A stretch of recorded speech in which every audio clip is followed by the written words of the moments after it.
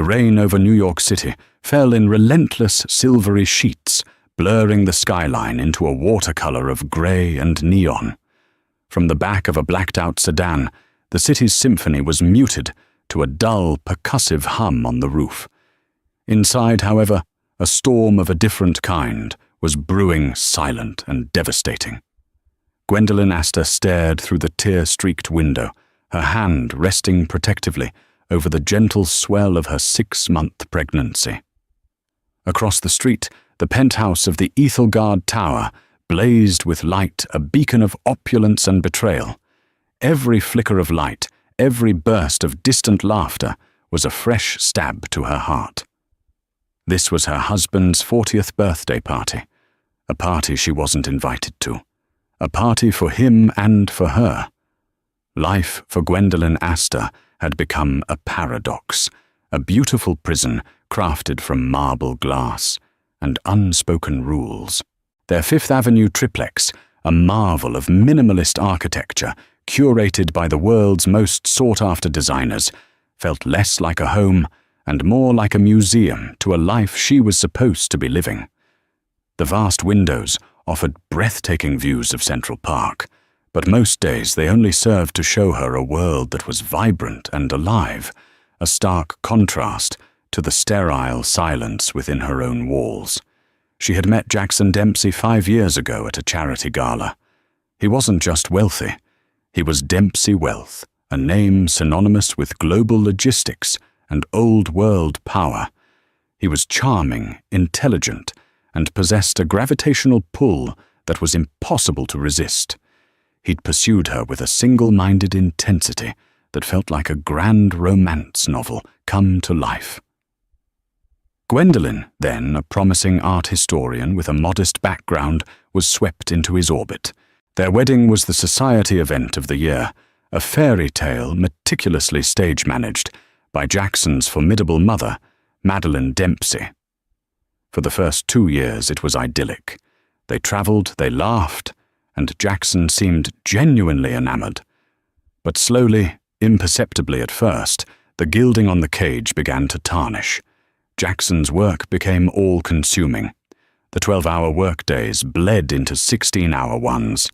Business trips, once a source of exciting reunions, became more frequent and lasted longer. The texts became shorter, the phone calls more perfunctory. He was physically present, but emotionally 1,000 miles away. Gwendolyn tried to bridge the chasm. She'd wait up for him, wearing the dresses he liked, having his favorite scotch ready. But he would often walk in, loosen his tie with a sigh, give her a peck on the cheek that felt more like a duty than a desire, and retreat into his study with a mountain of paperwork. "Big merger, Gwen." He'd say the words, a familiar shield. "You understand." And she did. Or she tried to. She told herself this was the price of admission to his world. This was the sacrifice required to be the wife of a titan like Jackson Dempsey. Discovering she was pregnant had been a moment of pure, unadulterated joy for Gwendolyn. She had imagined it would be the tether that would pull Jackson back to them. When she told him, he'd smiled a genuine, dazzling smile that reached his eyes for the first time in months. He'd held his hand on her still flat stomach and whispered, "An heir, a Dempsey heir." The word heir had pricked at her, a subtle hint that this was more about legacy than love, but she'd pushed the thought away, clinging to the warmth of his embrace. The initial excitement soon faded back into the familiar pattern of absence. In fact, it worsened. He became more guarded with his phone, which was now perpetually silenced, and face down on his nightstand. There was the scent of a perfume that wasn't hers, clinging to his shirts when they came back from the dry cleaners, a subtle exotic fragrance of sandalwood and night-blooming jasmine. When she'd asked, he'd waved it away. Probably from a client at the firm. You know how it is, handshakes and meetings all day. The lies were clumsy, almost insulting in their simplicity. The final damning piece of evidence came a week before his 40th birthday. Jackson had told her he was arranging a quiet dinner for them at home. "Just the two of us, Gwen. And the little one," he'd said, tapping her belly. "Before things get crazy with the baby." She had been so relieved, so hopeful. The next day, while searching for a misplaced book in his study, she found an invoice tucked into a portfolio. It wasn't for a quiet dinner. It was from Elysian Events, one of the city's most exclusive party planners. The invoice detailed a lavish celebration for 200 guests at the Ethelgard Tower's private penthouse rooftop, a venue known for its hedonistic parties and stringent privacy. The event was for tonight, his birthday. The client was listed as K. Volkova. The name meant nothing to her. A quick, trembling search on the internet changed everything. Katerina Volkova. A striking, raven-haired woman described in society blogs as an art consultant and socialite. There were photos of her at various international events, often in the background of pictures featuring powerful men. And in one photo taken at Art Basel in Miami 6 months ago, a trip Jackson had supposedly taken alone, he was there standing just behind her. His eyes fixed on her with an intensity Gwendolen hadn't seen directed at herself in years. The world tilted on its axis. The quiet dinner was a lie. Her husband was celebrating his milestone birthday with another woman. The betrayal was so profound, so audacious, it left her breathless. She didn't confront him. What would be the point? He would lie, gaslight her, and call her hysterical. The Dempsey way, as she'd learned from his mother, was to handle things with cold, clean precision, not messy emotions. So she played the part of the dutiful, unsuspecting wife. This morning she'd given him his birthday gift, a vintage Patek Philippe watch she'd spent months sourcing. He had kissed her, his lips cool, and thanked her, before rushing off to a critical board meeting that couldn't be moved. Now parked in the rain-slicked street, the expensive watch was probably glinting on his wrist as he held another woman's hand. Her driver, a discreet man named Hector, who had been with her for years, sat silently in the front, his eyes fixed forward, offering her the privacy of his feigned ignorance. "Closer, Hector," Gwendolen whispered, her voice hoarse. "Pull up across the street." The car glided forward. The Ethelgard's entrance was a flurry of activity. Valets with black umbrellas rushed to shield arriving guests from the downpour. Women in glittering gowns and men in sharp tuxedos laughed as they disappeared into the golden light of the lobby. It was a world away from the silent, dark interior of her car. Through the floor-to-ceiling windows of the penthouse, she could see silhouettes moving against the bright lights. The sound was a faint, thumping bass that vibrated through the very asphalt. She imagined the scene, the clinking of champagne flutes, the pretentious chatter, the air thick with expensive perfume and false congratulations. And then she saw them. The rooftop terrace doors slid open, and a couple stepped out into a covered alcove away from the main crowd. Even from this distance, she knew it was him. The confident set of his shoulders, the way he gestured with his hands as he spoke. And beside him, Katerina Volkova. She was even more stunning in person, a tall, statuesque figure in a crimson dress that seemed poured onto her frame. Her dark hair was slicked back, her profile sharp and aristocratic. Gwendolen's heart hammered against her ribs, a frantic, trapped bird. She watched as Jackson leaned in, his expression animated and joyful in a way she ached for. He was laughing, a full-throated, genuine laugh that she hadn't heard in their silent home for what felt like an eternity. Katerina reached up and adjusted his tie. It was an intimate, familiar gesture that spoke of 1,000 other moments just like it. Then Jackson's hands went to her waist, pulling her closer. Gwendolen felt the air leave her lungs. He was going to kiss her, here in front of the whole world on his birthday. But he didn't. He did something far worse. He reached into his jacket pocket and pulled out a small velvet box. Gwendolen recognized it instantly. It was from Cartier. A few weeks ago, she had pointed out a stunning diamond necklace in a magazine, a piece called L'Aurore Boreale, a cascade of white and blue diamonds. She had mentioned how beautiful it was, a wistful passing comment. Jackson had smiled vaguely and said nothing. He opened the box. Even from across the street, the diamonds caught the light, exploding in a spray of fire. It was the necklace. He was giving her necklace to another woman. Katerina's gasp was visible. She threw her arms around his neck. Jackson fastened the clasp, his fingers lingering on her skin. He then tilted her chin up, and this time he did kiss her. It wasn't a peck on the cheek. It was a deep, passionate kiss, a public declaration under the glittering, indifferent New York skyline. A single hot tear escaped Gwendolen's eye, then another, until they were flowing freely, silent and scalding. Each one was a testament to a broken promise, a shattered dream. The man she had married, the father of her unborn child, was celebrating his life with someone else, adorning her with treasures meant for his wife. In the back of the silent, opulent car, surrounded by the trappings of a life she no longer recognized, Gwendolen Astor finally understood. She wasn't just in a gilded cage. The cage was empty, and she was utterly, devastatingly alone. The storm inside her finally broke, and she wept her quiet sobs, lost to the sound of the rain and the distant mocking music. The drive back to the Fifth Avenue triplex was a blur of smeared city lights and suffocating silence. Each raindrop that slid down the window felt like one of her own tears. When Hector pulled up to the private entrance, he finally broke his professional silence. "Mrs. Dempsey." He said, his voice soft, his eyes meeting hers in the rearview mirror. "Are you all right? Should I call someone?" His simple act of kindness was almost her undoing.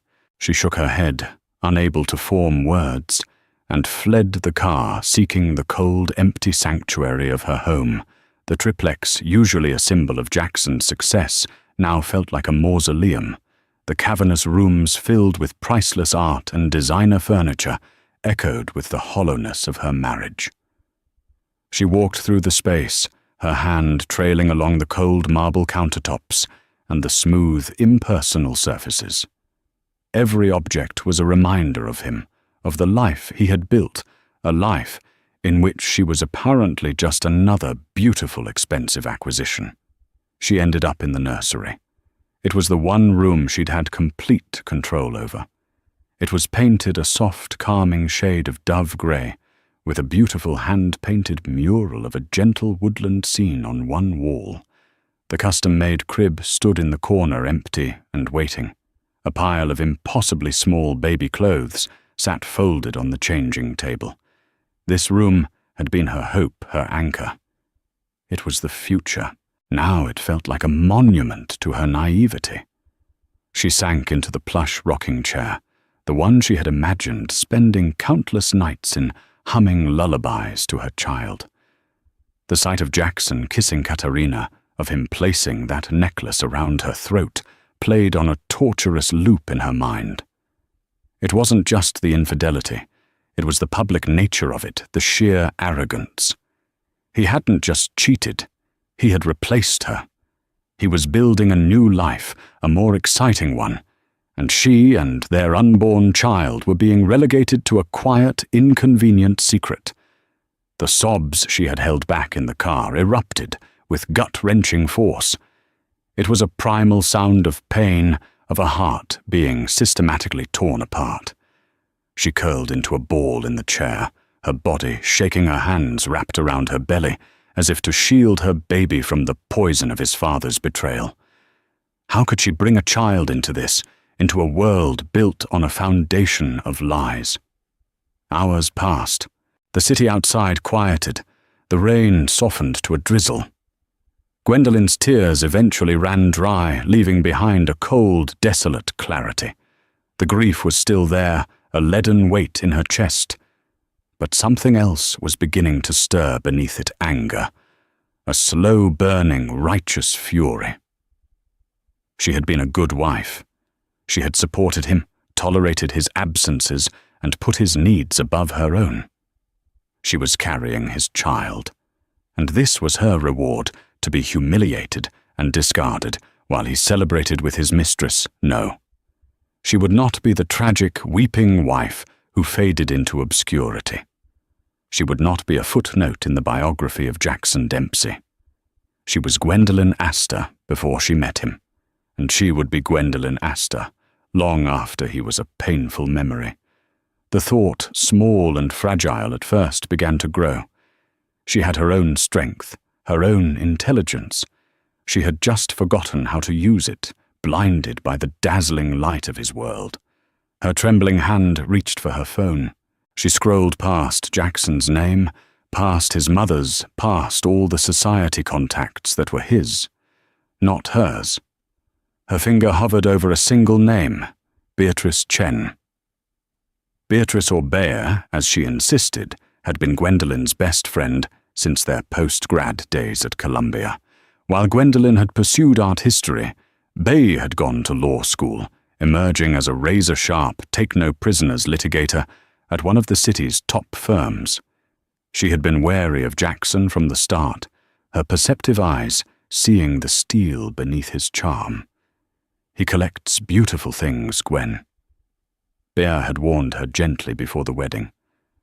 "Just make sure you're not one of them." Gwendolyn hadn't listened. Now Bea's words echoed in the silent nursery with prophetic clarity. She pressed the call button.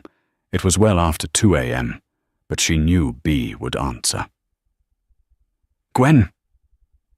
Bea's voice was instantly alert, cutting through the fog of sleep. "What's wrong? Is it the baby?" "The baby's fine." Gwendolyn choked out her voice, a raw whisper.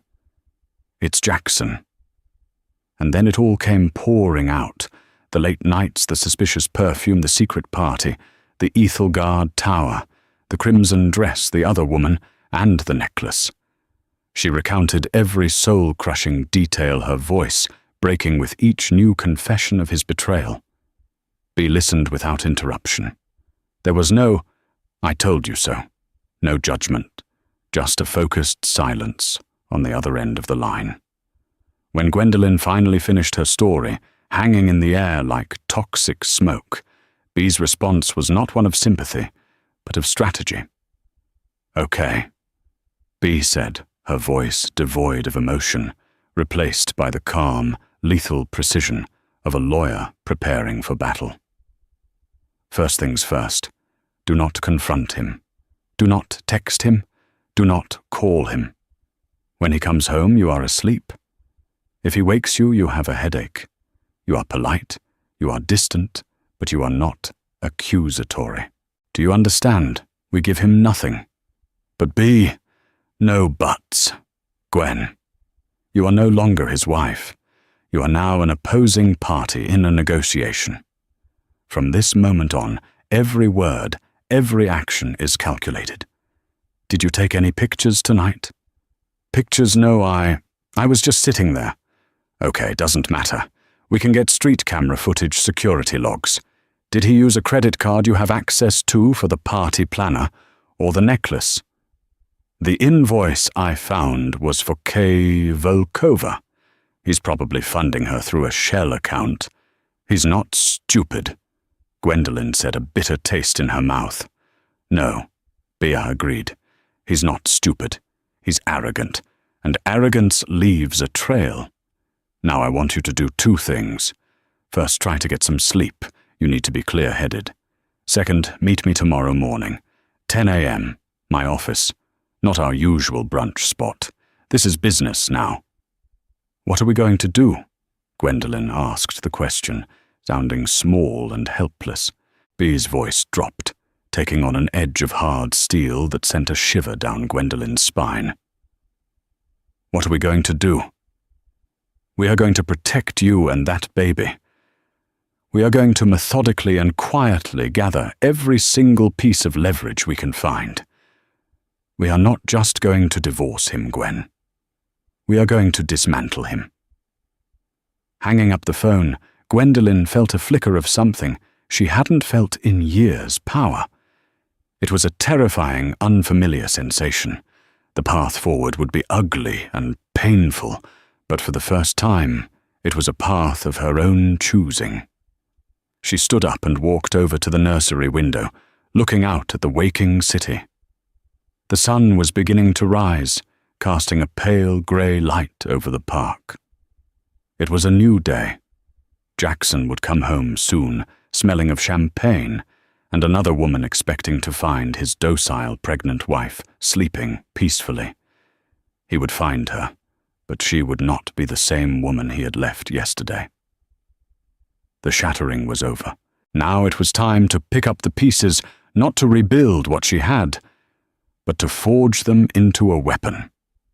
Beatrice Chen's office was on the 54th floor of a skyscraper in the financial district, a world of polished chrome, smoked glass, and hushed, intimidating efficiency.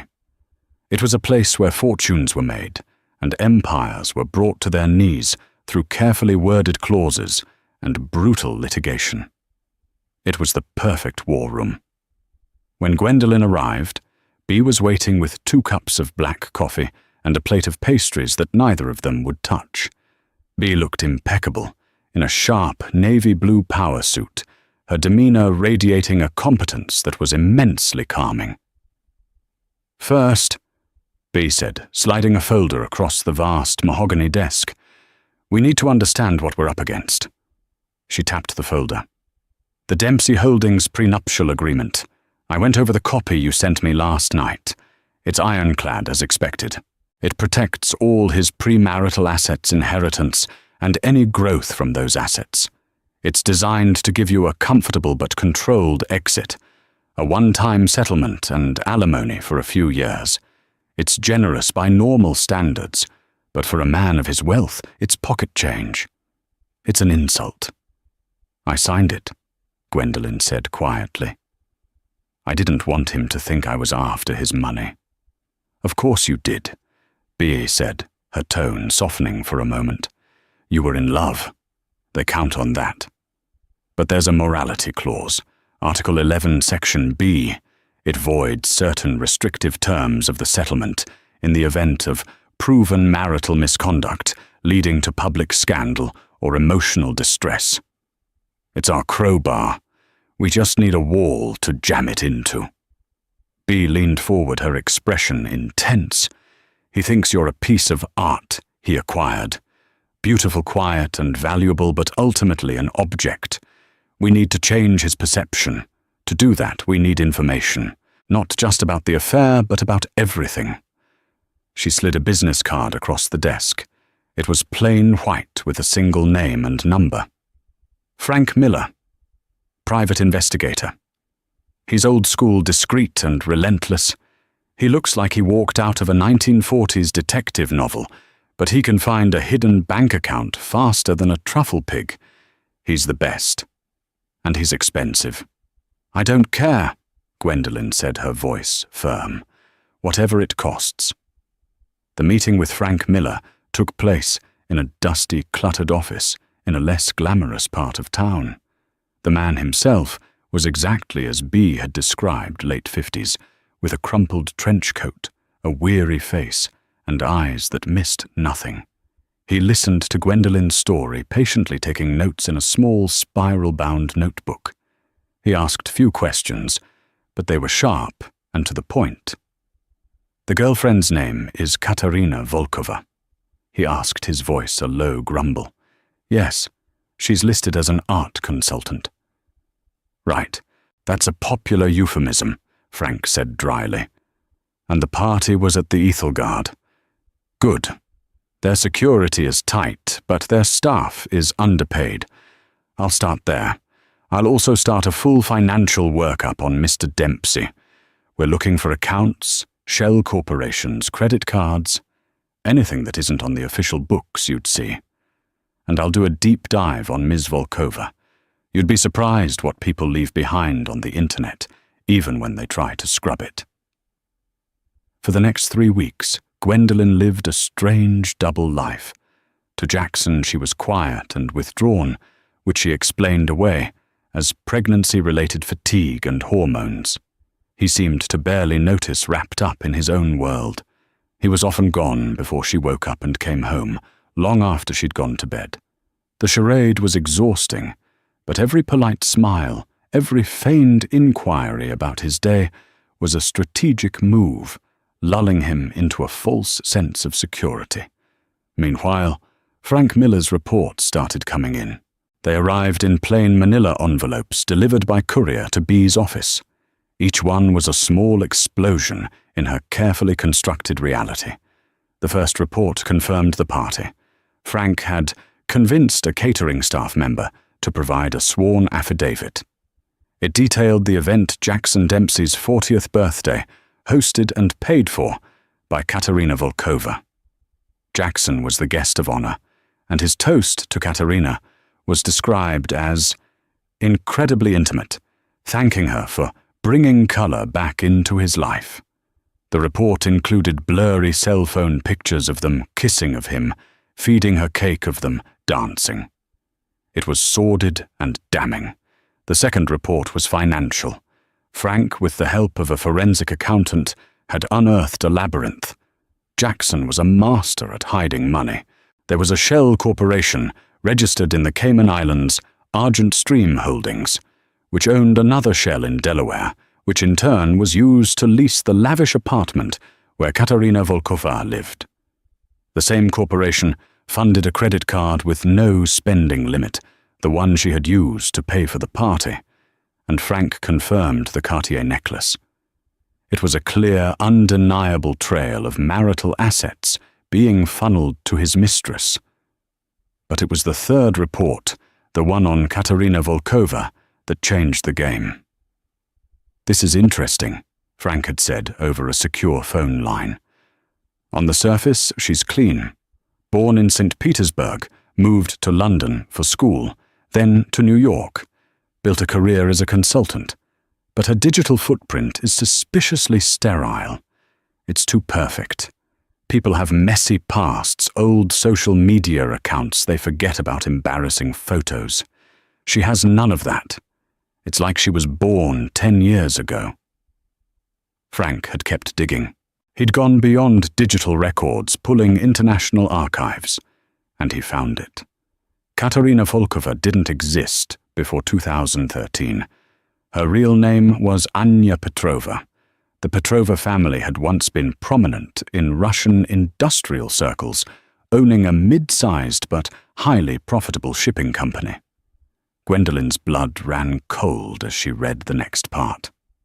In the early 2000s, Dempsey Logistics, under the aggressive leadership of Jackson's father, had orchestrated a hostile takeover of several smaller European competitors.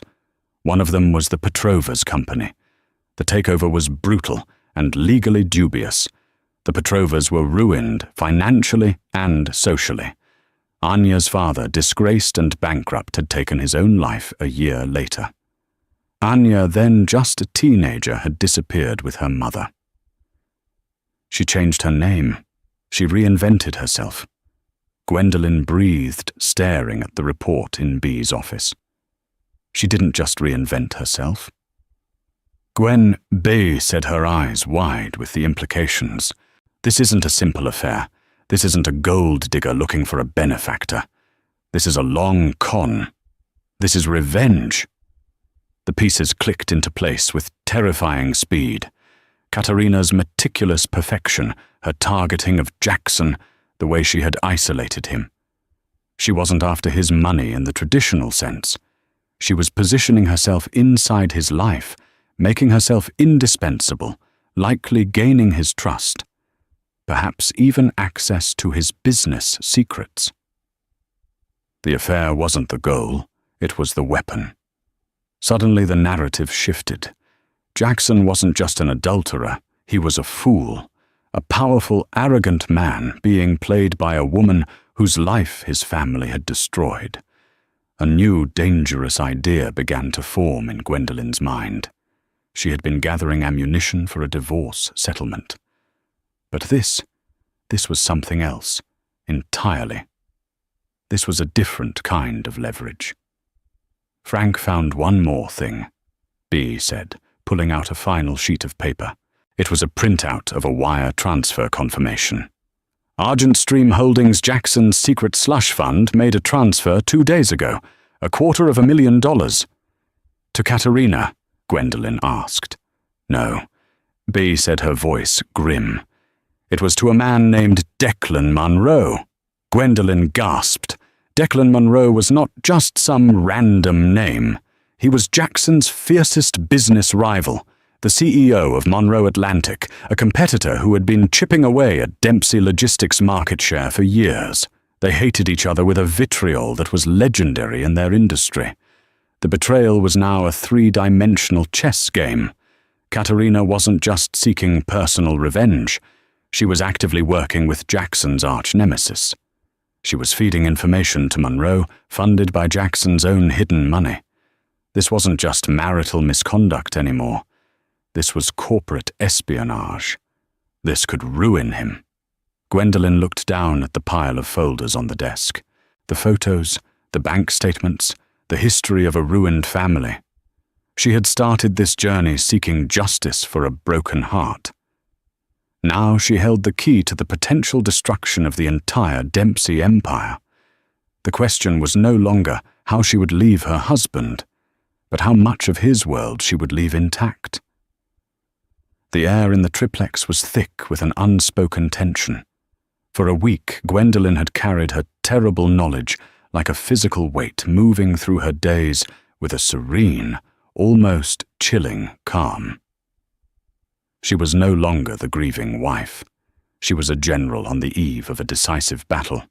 Jackson, oblivious, interpreted her quietude as acceptance, perhaps even a melancholy resignation to the state of their marriage.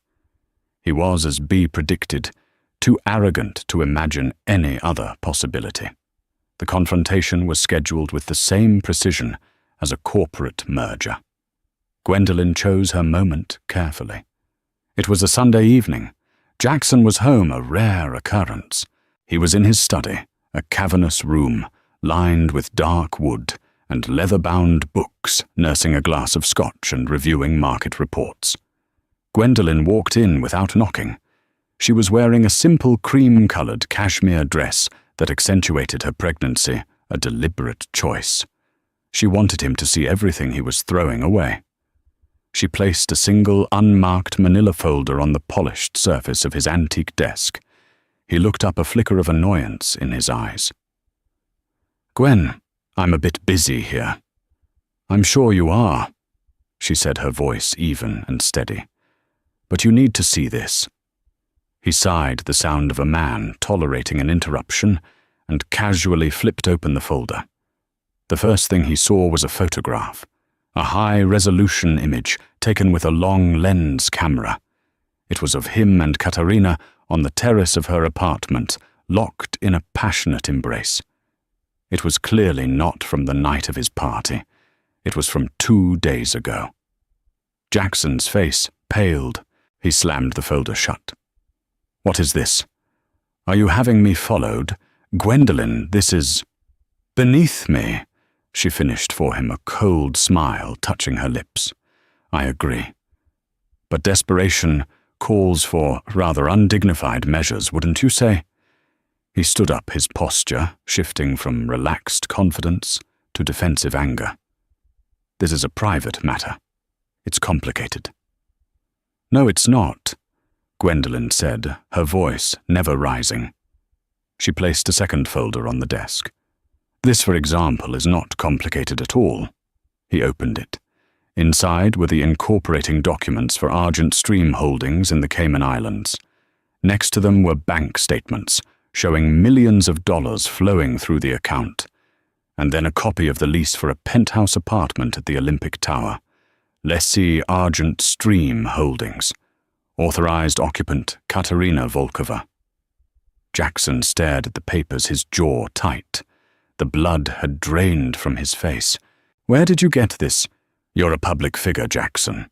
Your life is a matter of public record if you know where to look. And I hired someone who knows exactly where to look." She let that sink in before placing the third and final folder on the desk. "This one I think will be of particular interest to you." He hesitated, his hand hovering over the folder, as if he knew it contained something far more venomous than the previous two. He finally opened it. The first page was a black and white photo of a family, a man, a woman, and a teenage girl with dark, piercing eyes. Underneath it was a name, the Petrova family. The subsequent pages detailed the hostile takeover of Petrova Shipping by Dempsey Logistics in 2002. It included newspaper clippings about the company's bankruptcy and a short, stark article on the suicide of Andrei Petrova.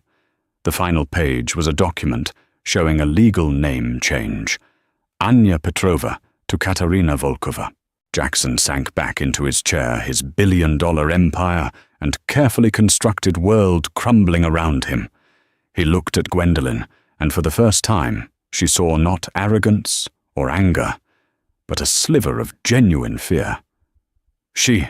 Her father, he stammered.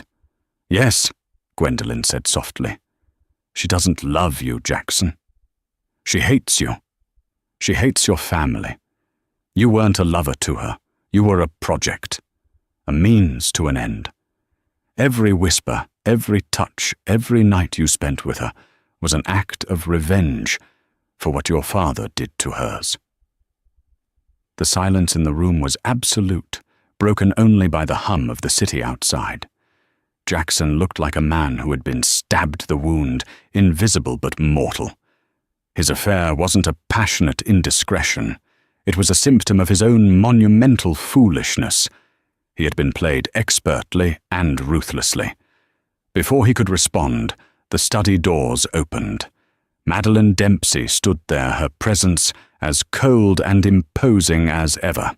She was dressed in a perfectly tailored Chanel suit, her silver hair styled in its usual immaculate coif.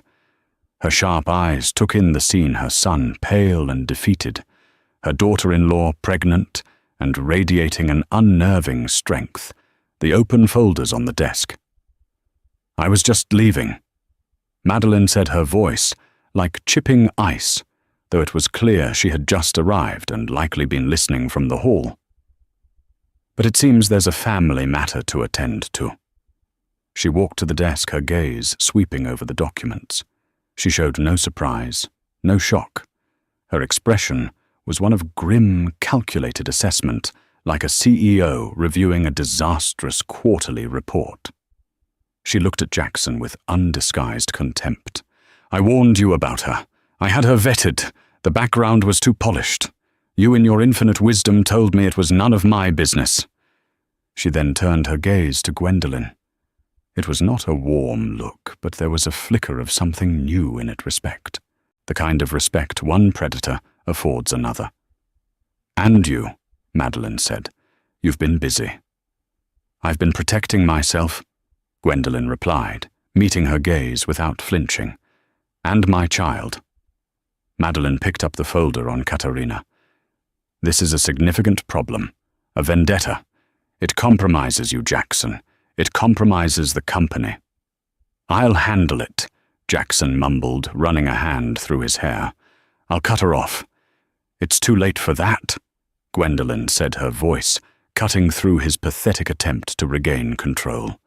She slid one final piece of paper out from her sleeve.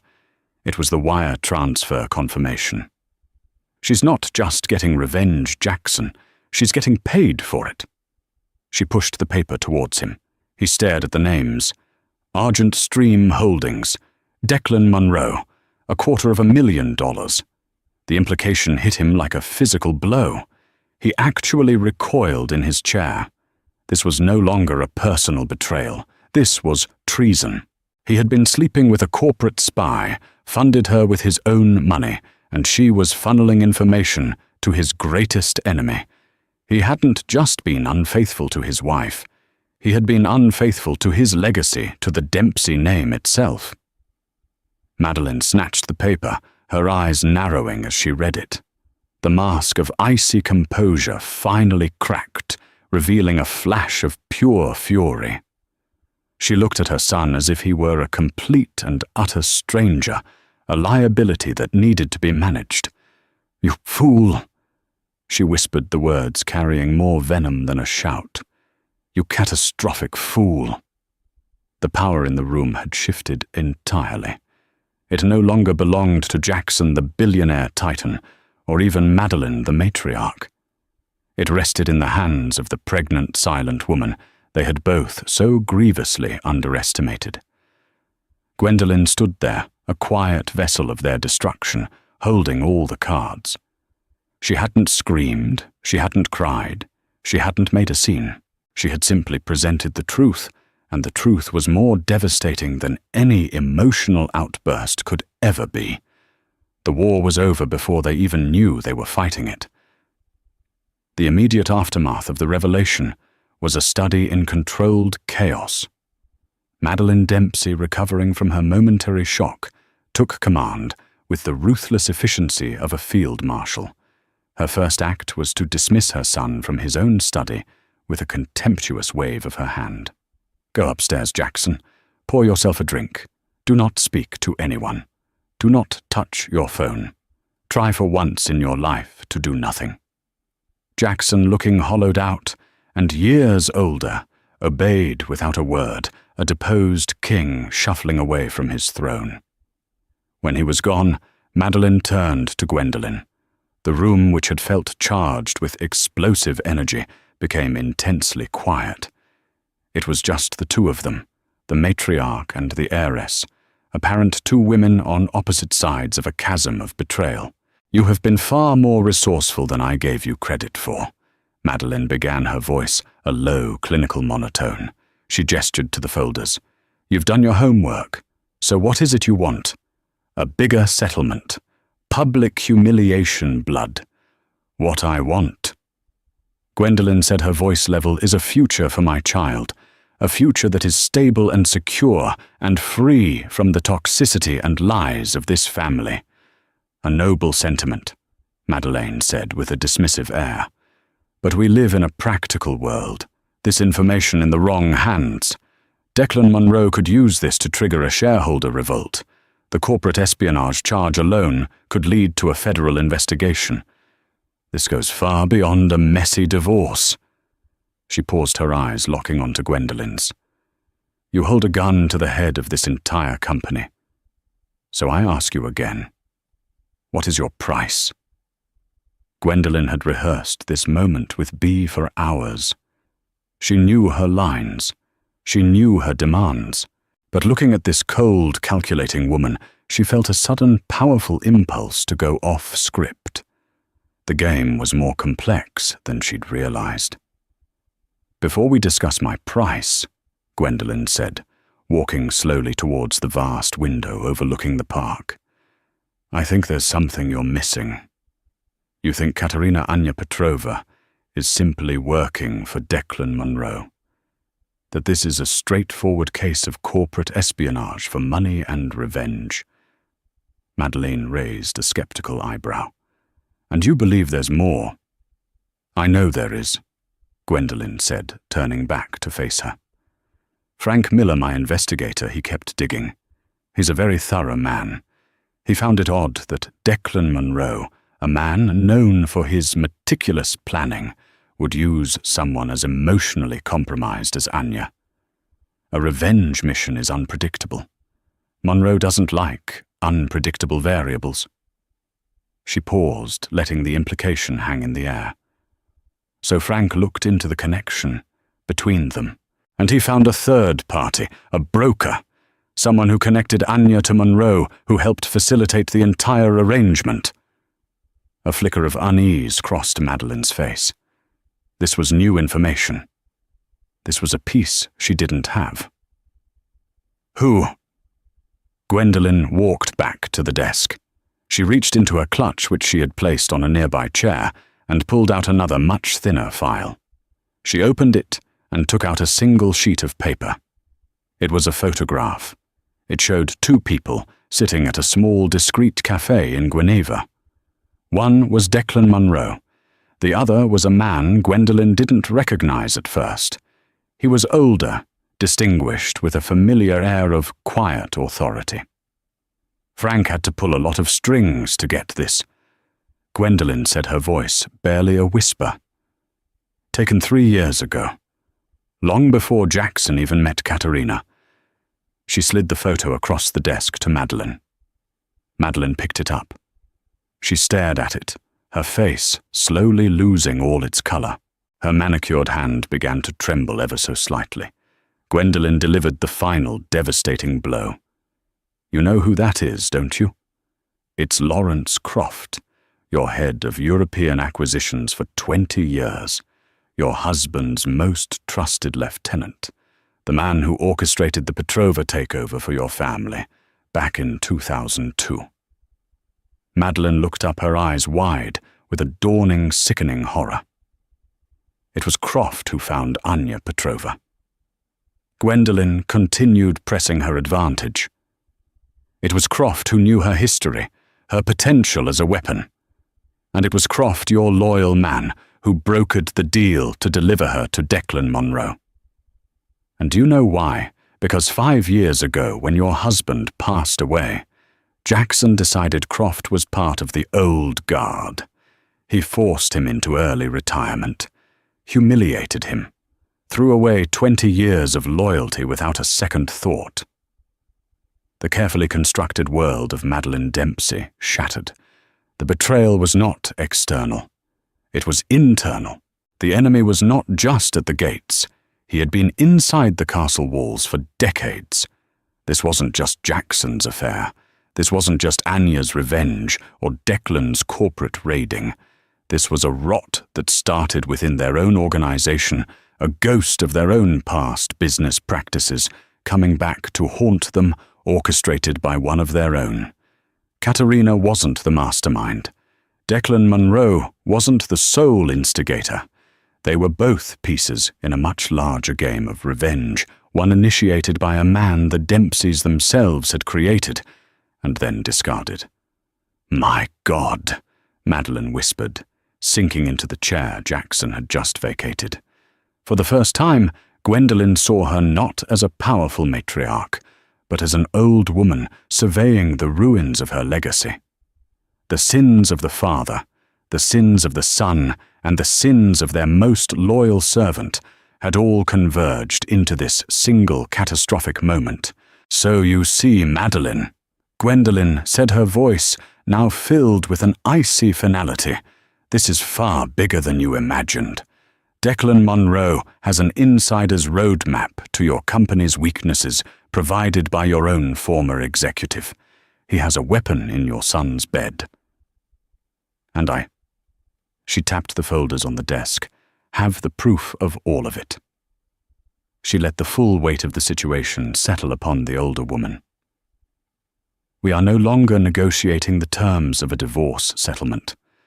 We are negotiating the survival of Dempsey Logistics, and I am now your most important business partner." The twist wasn't just that the Mistress was a spy. The twist was that the entire conspiracy was an inside job, a blowback from the Dempseys' own ruthless history. Gwendolen had thought she was holding a gun.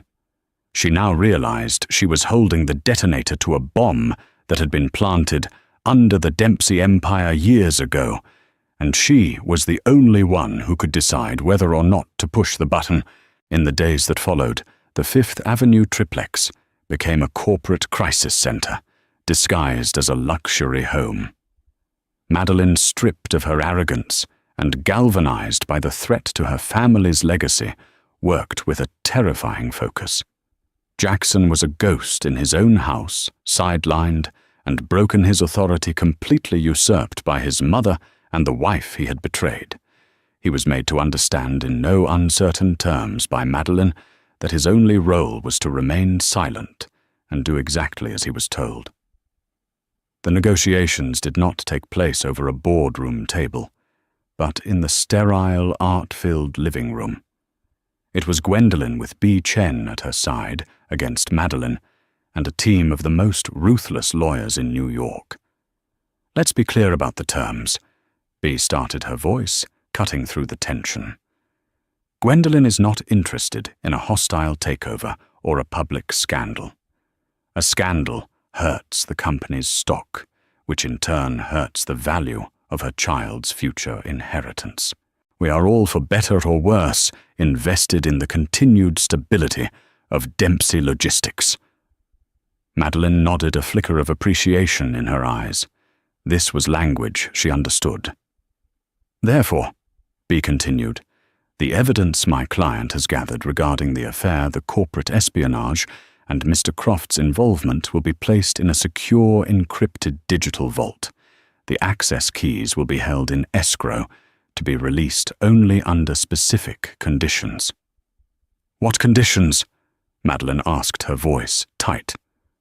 Gwendolen spoke for the first time, her gaze fixed on Madeline.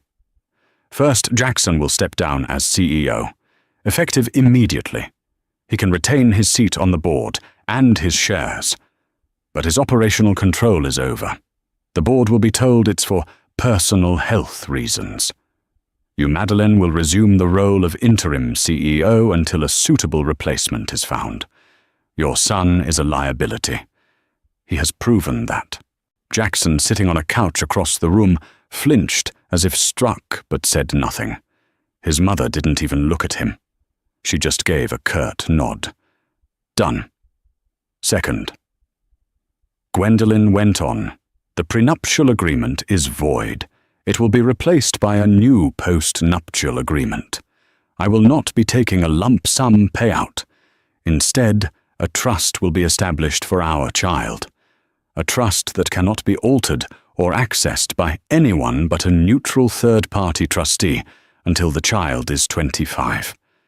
Into that trust, Jackson will place 20% of his personal shares in Dempsey Logistics, not their cash value, the shares themselves. My child's future will be tied directly to the future of this company.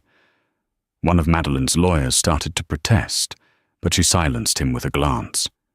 20% was an immense fortune, a significant portion of Jackson's personal holdings. But it was a brilliant move. It ensured Gwendolen's silence by making her child one of the largest individual shareholders. Their interests were now permanently aligned. Agreed. Madeline said the word, tasting like ash. Third. Gwendolen said, her voice softening slightly. I want the house, this apartment. The title will be transferred to my name, free and clear. I will raise my child here. It's the only home he or she will have ever known, and I won't have their life disrupted because of their father's mistakes. This, for some reason, seemed to hit Madeline the hardest. The triplex was the family's crown jewel, but she knew she had no choice. She nodded again. Finally, Gwendolen said, standing up, I want him gone. Jackson will move out. He can see his child, but by appointment, and not in this home for the first year. There will be no divorce filed. We will remain legally married. A public divorce now on the heels of his health-related departure would raise too many questions. We will be separated quietly and permanently. For the sake of the company, we will maintain the illusion of a family. For the sake of my sanity, he will not be a part of my life. The terms were brutal, but surgically precise. She wasn't destroying the family. She was seizing control of it. She was exiling her husband from his own life, taking his home, a significant portion of his wealth, for their child, and effectively ending his career. She was doing it all without a single headline in the gossip columns. As for the external threats, Madeline handled them with the cold precision she was known for. Lawrence Croft was visited by Madeline's lawyers. Presented with the evidence against him, the disgraced executive disappeared. His severance package revoked his reputation intact, but his power utterly neutralized. Katerina Volkova or Anya Petrova received a similar unannounced visit. She was shown the files detailing her real identity and her conspiracy. She was offered a simple choice: disappear forever, with a one-way ticket back to Europe, and a small untraceable settlement to ensure she never returned or faced charges of fraud and corporate espionage that would land her in a federal prison. She chose the ticket. Her revenge, so meticulously planned, had ended not with a bang, but with a quiet, ignominious retreat. Declan Munro found his source of information suddenly dry up. Without the insider intelligence from Croft and Katerina, his strategic advantage vanished. He would never know how close he came to toppling the Dempsey giant. 2 months later, Gwendolyn gave birth to a healthy baby boy whom she named Spencer. Spencer Astor Dempsey. He had his father's eyes, but Gwendolyn was determined he would have his mother's strength. The final scene of the drama took place not in the tense living room, but in the quiet nursery. Gwendolyn was rocking Spencer, humming a soft lullaby. Jackson stood in the doorway, a stranger in the home he once owned. He had come for one of his scheduled supervised visits. He looked diminished, a man hollowed out by his own failures. "He's beautiful, Gwen," Jackson whispered.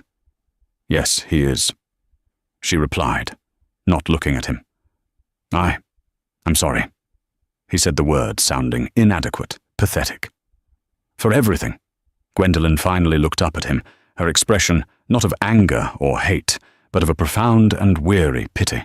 "Don't be sorry, Jackson. Just be better. For him."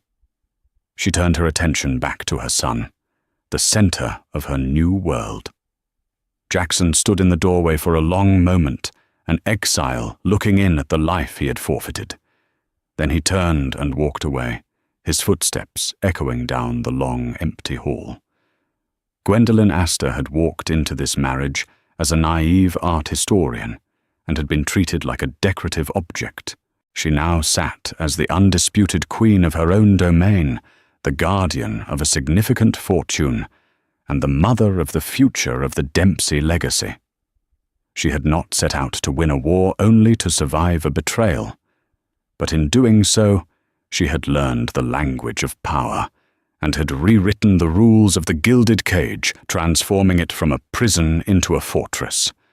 Her son would grow up not knowing the sordid details of his parents' story, but he would be raised by a woman who had faced down an empire and emerged not just intact, but in control. So what begins as a story of heartbreaking betrayal transforms into an incredible saga of resilience and empowerment. Gwendolyn's journey from a weeping wife outside a skyscraper to the quiet, unassailable power within it serves as a powerful reminder that true strength isn't about the absence of pain, but about what we choose to build from the wreckage. She didn't just get even. She got everything, but on her own terms, securing a future for the one innocent person in the entire affair, her child. Her story shows that sometimes the most devastating blows can reveal a strength we never knew we had. If Gwendolyn's incredible story of transformation and strategic victory moved you, please show your support. Hit that like button, share this video with someone who appreciates a story of strength, and be sure to subscribe to our channel for more real-life dramas that will keep you on the edge of your seat. Click the notification bell so you never miss an update. Thank you for listening. The divorce papers felt colder than the marble floors of their Fifth Avenue penthouse. At 24 years old, Audrey Jensen was living a fairy tale, married to the charismatic billionaire heir, Percival Langley, and secretly carrying his child, the future of his dynasty. But the fairy tale shattered the day he handed her a pen and an impossible choice. He told her his family's empire depended on him marrying another woman, a socialite named Penelope Davenport, to secure a corporate merger. Her love, their vows, their unborn child. They were all just inconvenient liabilities. He offered her $10 million to disappear, to sign a non-disclosure agreement, and to never speak his name again. That day, pregnant and heartbroken, she didn't just walk out of his life. She vanished. Little did he know you can't bury a fire and expect it not to rise from the ashes. Life as Audrey Langley was a symphony of quiet luxury. Mornings were filled with the soft clinking of porcelain as their private staff served breakfast on a terrace overlooking Central Park. Afternoons were a curated blur of charity luncheons, gallery openings, and fittings with designers who knew her measurements by heart. She was the wife of Percival Langley, the dashing young CEO of Langley Enterprises, a sprawling real estate and investment conglomerate built by his grandfather. Their love story had been the stuff of tabloids. Audrey Jensen, a brilliant architectural student on a scholarship at Columbia, had caught Percival's eye during a university fundraising gala. He was captivated, not by a social climber, but by a woman who debated structural integrity and sustainable design with more passion than anyone he'd ever met. She saw past the Langley name to the man who loved old jazz records and had a surprisingly goofy laugh. Their whirlwind romance culminated in a wedding that was the social event of the year. For 2 years, the gilded cage felt like heaven. But there were shadows. Percival's mother, Genevieve Langley, was a woman carved from ice and ambition. Her approval was a currency Audrey could never seem to earn. To Genevieve, Audrey was a charming detour, not the strategic alliance the Langley family required. Every polite dinner was an interrogation, every compliment laced with a subtle barb about her middle-class background. Percival had always been her shield. "Don't listen to her, Audrey," he'd murmur, holding her close in their vast, silent bedroom. "It's you and me. That's all that matters." And she believed him. Especially when after months of trying, she saw the 2 pink lines on a pregnancy test. She planned the perfect reveal. A tiny pair of baby shoes tucked inside a gift box placed by his plate at dinner. When he opened it, his reaction was everything she dreamed of. His eyes, usually sharp and calculating, softened with pure, unadulterated joy. He knelt before her, pressing his ear to her still flat stomach, whispering promises to their child. An heir. He breathed, his voice thick with emotion. The next Langley. My son. Our son. That night they felt invincible. But the invincibility lasted less than a week. The change was subtle at first. Percival became distant, his phone calls were hushed, and he started having late-night meetings with his mother and the family lawyers. The easy laughter vanished, replaced by a constant gnawing tension in his jaw. When Audrey tried to ask, he would brush her off with a curt, "It's just board business, darling. Nothing for you to worry about." The worry, however, was a cold knot in her stomach. It tightened when she overheard Genevieve's voice drifting from Percival's study one afternoon, sharp and venomous. "The Davenport merger is paramount. This complication must be handled, swiftly and silently." The confrontation came on a Tuesday. Rain lashed against the floor-to-ceiling windows of their apartment, mirroring the storm brewing inside. Percival stood by the fireplace, not looking at her. On the polished mahogany table between them lay a thick, leather-bound folder. "What is this, Percival?" Audrey asked, her hand instinctively resting on her abdomen. "It's a settlement agreement," he said, his voice flat and unfamiliar. "And divorce papers." The words didn't register. It felt like he was speaking a foreign language. "Divorce? What are you talking about? We're having a baby." He finally turned to face her, and the man she loved was gone. In his place was a stranger, his expression a mask of cold resolution. "The family has been working on a merger with Davenport Consolidated for over a year. It's the most important deal in our company's history. It will secure our legacy for the next century." What does a business deal have to do with us? She whispered, her heart beginning to pound a painful rhythm against her ribs. The final term of the merger, he said, each word a precise, deliberate blow, is a union between the two families. I am to marry Penelope Davenport. The wedding is in 6 months.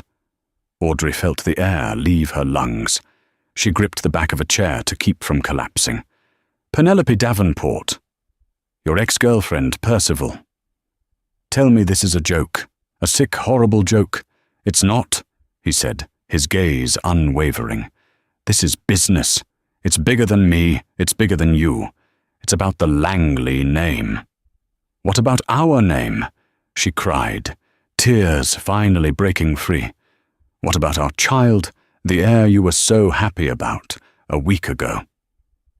This at last caused a flicker of something in his eyes, a deep, painful regret that was gone as quickly as it appeared. The settlement is generous, Audrey. $10 million. You'll sign an NDA. You'll relocate. You'll be comfortable for the rest of your life. You want to buy my silence. You want to pay me to erase our child. The horror of it was a physical sickness. The child cannot be a Langley, he stated as if reading from a script. It would compromise the union with the Davenports. It would be a scandal that could tank the entire deal. My mother has been very clear on this. His mother, Genevieve, the puppeteer pulling the strings. So that's it, she asked, her voice trembling with a rage that was beginning to eclipse the pain. 2 years of marriage, our baby. It's all just a complication to be handled. I'm sorry, he said, and for a moment he sounded almost human. I truly am. But the decision has been made. He pushed the folder across the table. My lawyer will be in touch. You have until the end of the week to vacate the premises. She looked at the man she thought she knew, the man who had whispered promises to her unborn child, now standing before her as a corporate executioner. She didn't scream. She didn't beg. A strange, chilling calm washed over her. She picked up the folder, not to open it, but to feel its weight, the weight of her life commodified and dismissed. She looked him dead in the eye. You're not just losing a wife and a child, Percival, she said, her voice low and steady. You're losing your soul, and one day you'll search for it, and you'll find that the price you paid was far too high. Without another word, she turned and walked out of the room, out of the penthouse, and out of the life she once knew. She had nothing but the clothes on her back, the new life growing inside her, and a fire of betrayal burning so hot it turned her tears to steam. The first few weeks were a blur of survival. The $10 million felt like blood money, an insult she refused to touch. Her bank accounts linked to Percival's were frozen within hours. Her credit cards were declined. The Langley machine worked with terrifying efficiency, erasing her as if she were a miscalculation on a balance sheet. She was a ghost in the city that had once been her kingdom. She sold the last vestiges of her old life, a pair of diamond earrings Percival had given her for their first anniversary, a designer watch she'd bought with her first big commission as a student. It was enough for a one-way bus ticket and a few months' rent. She chose Portland, Oregon, a city as far in spirit from the cutthroat canyons of Manhattan as she could get. It was a city known for its bridges, a place for new crossings. Her new home was a cramped, second-floor apartment in a walk-up that always smelled of damp and fried onions. The glamour of Fifth Avenue was replaced by the rumble of the Max train and the sirens that punctuated the night. Morning sickness was a brutal reality, made worse by the gnawing anxiety of her predicament. Some days, all she could do was lie on the lumpy mattress, one hand on her belly, and cry. But Audrey Jensen was not built to break. She was an architect. She knew that the strongest structures were built on the firmest foundations, and right now she had to be the foundation for her child. She found a job waiting tables at a small diner, the kind of place with cracked vinyl booths and a perpetually smiling waitress named Brenda, who took one look at Audrey's haunted eyes and took her under her wing. The work was grueling, her feet ached, but every dollar was a victory, a brick laid in the wall of her new independence. In her spare moments, hunched over a second-hand laptop in the local library, she started to design again. It was the only thing that made her feel whole. She entered online design contests, took on small freelance gigs for pittances, a logo for a local bakery, a floor plan for a garage conversion. It wasn't much, but it kept the fire in her mind from flickering out. Her break came from the most unexpected of places. The diner she worked at was next to a dilapidated century-old building that had been vacant for years. It was an eyesore, but Audrey saw beauty in its bones, in its tired brickwork and arched windows. On her lunch breaks, she would sketch it, reimagining it, not as a ruin, but as a vibrant community arts center. She designed a space with an open-air cafe artist studios and a small theater, all using sustainable materials and preserving the building's historic character. One rainy afternoon, an elderly gentleman sat at one of her tables, nursing a cup of coffee and staring out at the same building. He had a kind face, etched with the lines of a life well lived. "Ugly old thing, isn't it?" he said more to himself than to her. "I think it's beautiful," Audrey replied, pouring him a refill. "It just needs a second chance." Intrigued, the man who introduced himself as Samuel Wright asked her what she meant. On a whim fueled by exhaustion and a desperate need for someone to see her, the real her, she pulled her sketchbook from her bag and showed him her drawings. Samuel, it turned out, was not just a coffee drinker. He was a retired property developer, one of the most respected in Portland before he'd stepped away from the corporate world. He studied her sketches, his eyes sharp and discerning. He saw not just drawings, but a vision. He saw the elegant fusion of old and new, the mastery of light and space, the deep innate talent. "Young lady," he said slowly, looking up from the sketchbook and meeting her eyes. "Who are you?" For the first time in months, she told someone the truth. Not the whole story about Percival and the betrayal, but the part that mattered. "My name is Audrey Jensen. I'm an architect." Samuel tapped a finger on her design for the Arts Center. "This is more than a sketch. This is a masterpiece. I happen to own that ugly old thing next door. I've been wondering what to do with it." He smiled. "It seems you've found the answer." That conversation was the first ray of light in her long, dark tunnel. Samuel Wright became more than a patron. He became a mentor, a friend, a grandfather figure she'd never had. He didn't just offer her the project. He offered her a partnership. He provided the capital and the connections, and she provided the vision. They formed a small company. Audrey needed a name, something that represented her journey. She thought of the mythical bird that is reborn from its own destruction. She called it Phoenix Arch. The transformation of the old Wright building into the Bridgeport Arts Collective became a local sensation. Audrey poured every ounce of her pain, her hope, and her formidable talent into the project. She was on site from dawn until dusk, her pregnant belly growing more prominent under her dusty work clothes. She argued with contractors, charmed city inspectors, and solved complex engineering problems that left seasoned professionals in awe. She wasn't just building a structure. She was rebuilding her life brick by painful brick. The project was where she met Liam Cooper. He was the head of the security consulting firm Samuel hired to secure the site, a former Army Ranger with a quiet intensity and an uncanny ability to read people, Liam saw Audrey's fierce determination and the profound sadness that she tried to hide. He treated her not with pity, but with a deep, unwavering respect. He made sure she had a safe path to her car late at night, often leaving a hot cup of tea on her makeshift desk. He spoke little, but his presence was a steady, reassuring anchor.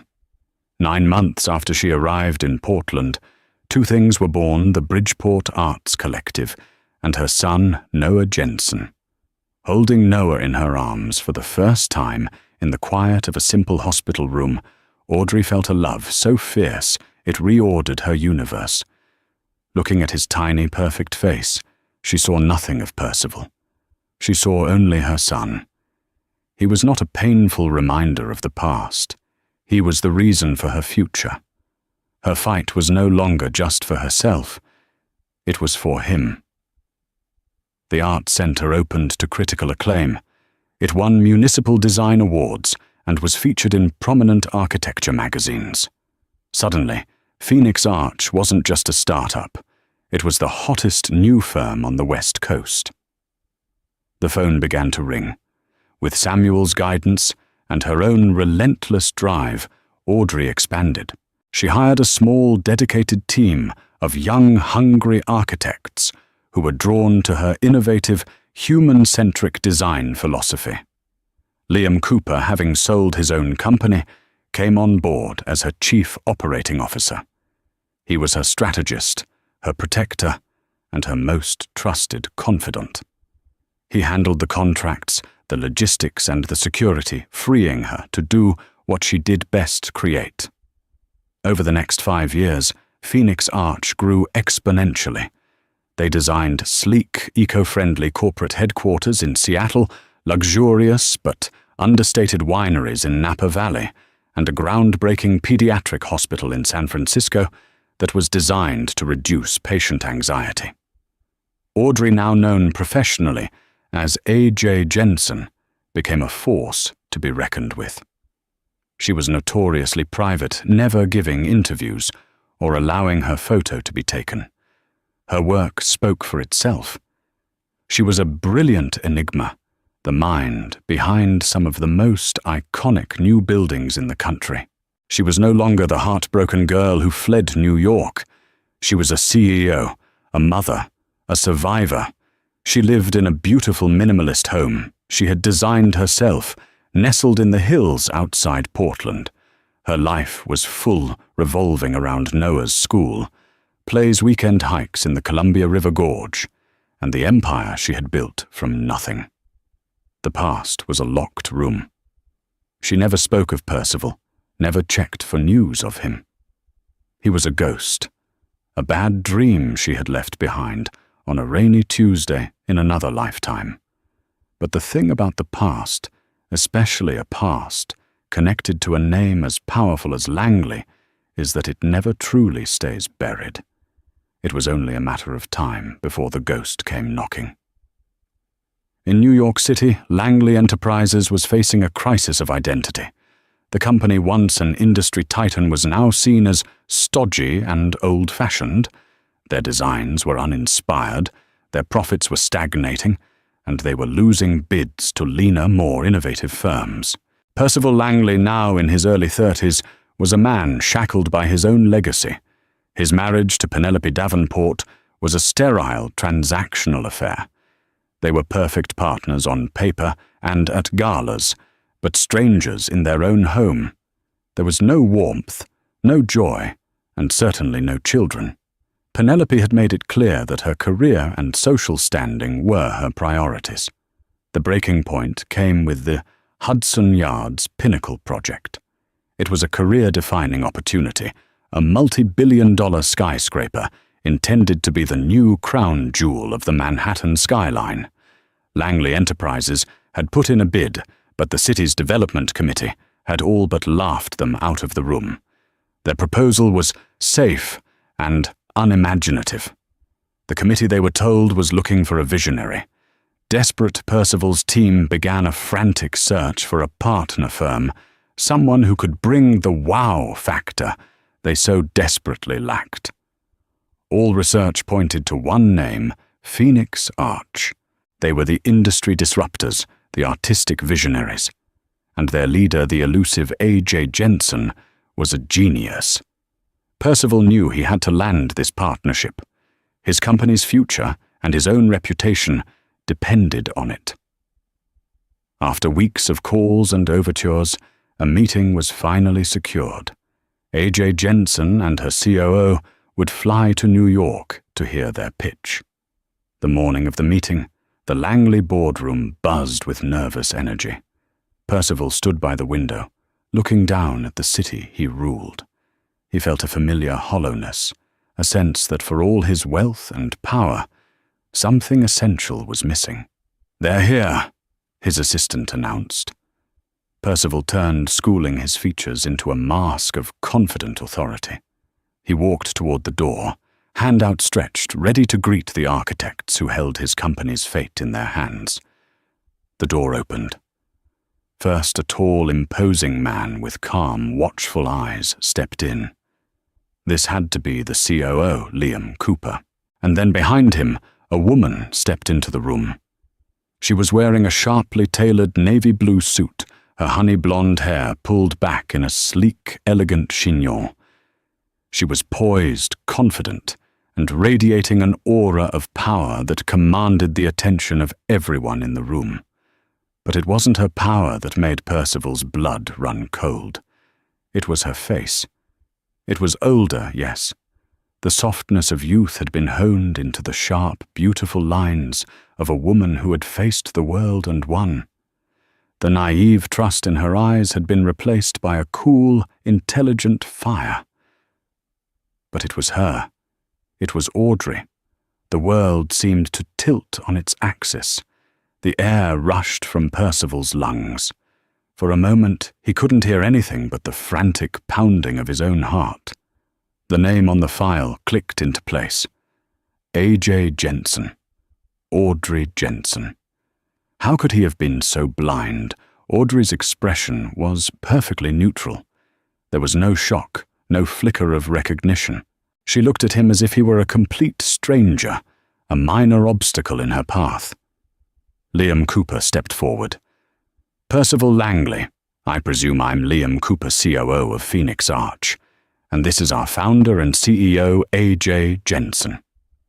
Audrey extended a hand, her movements fluid and controlled.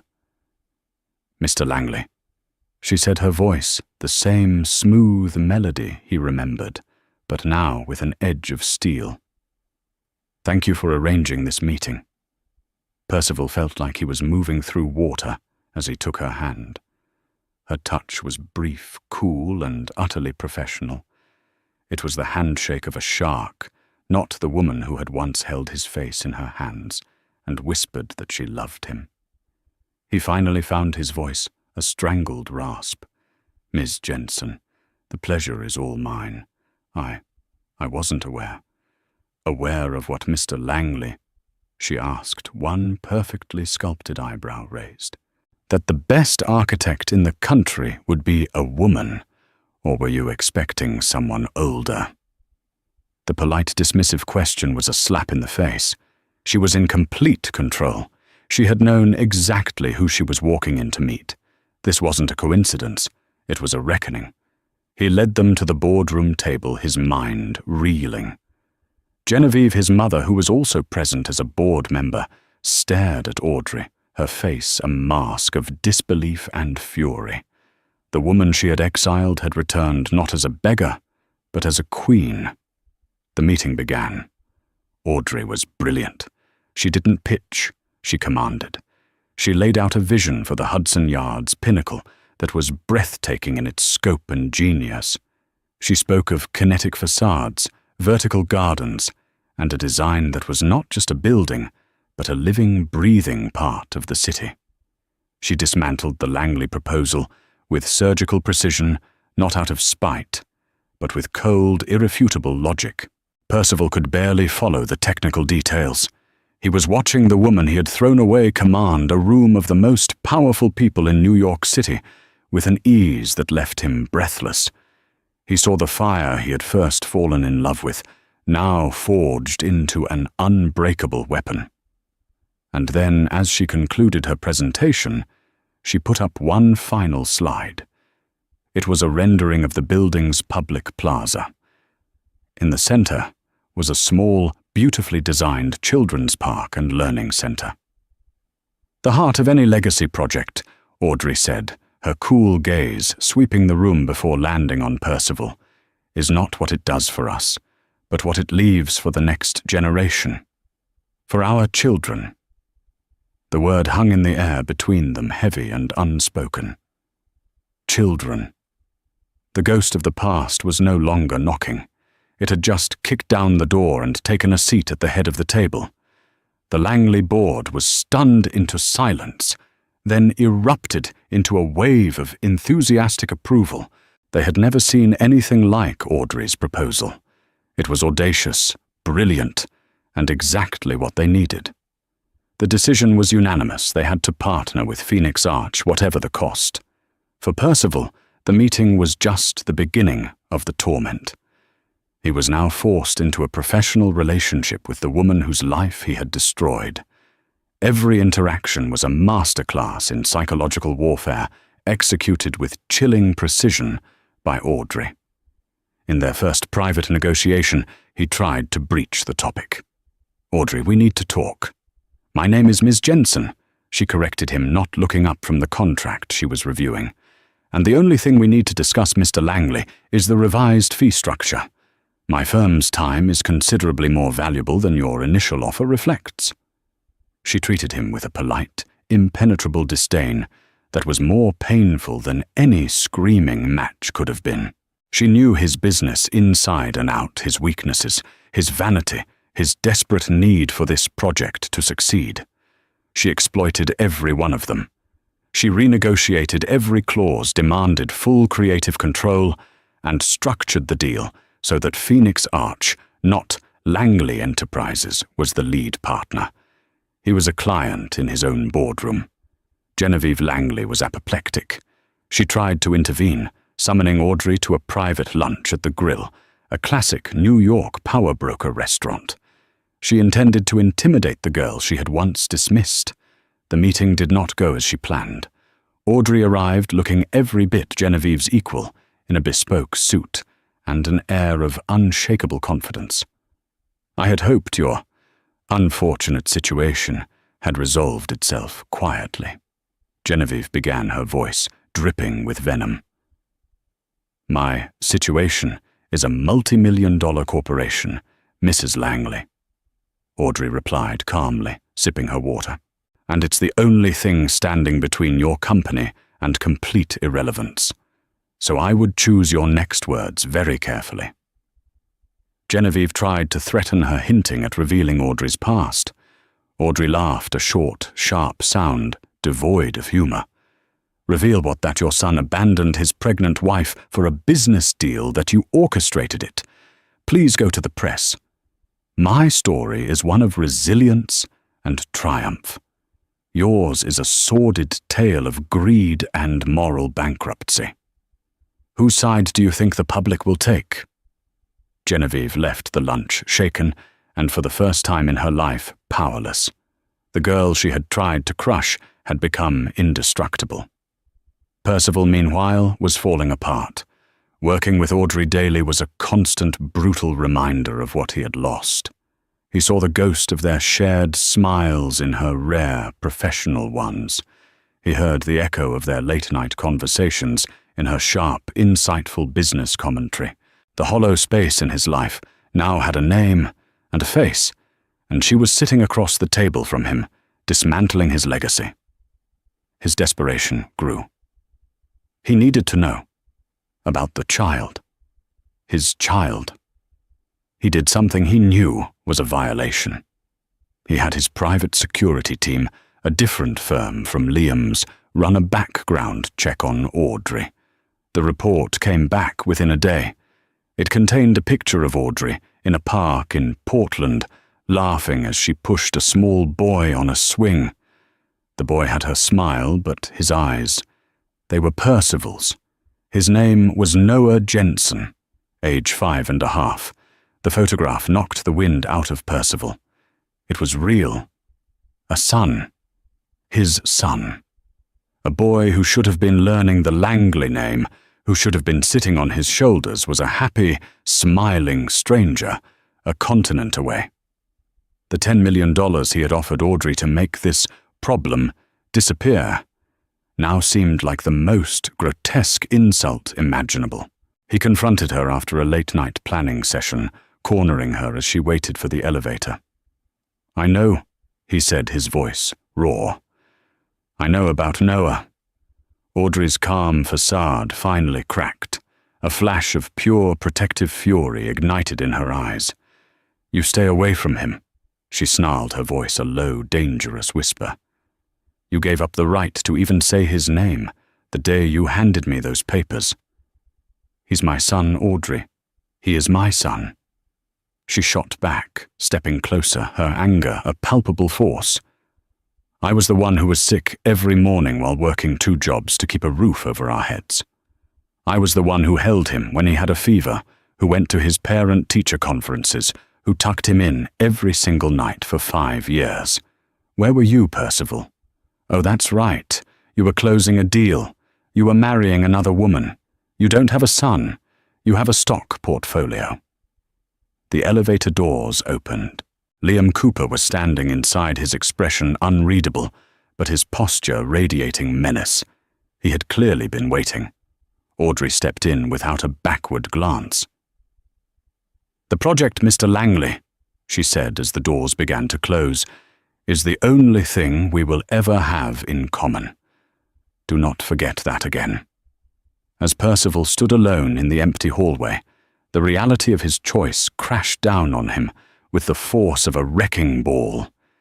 He had traded a life for a legacy, and he was beginning to suspect he had lost both.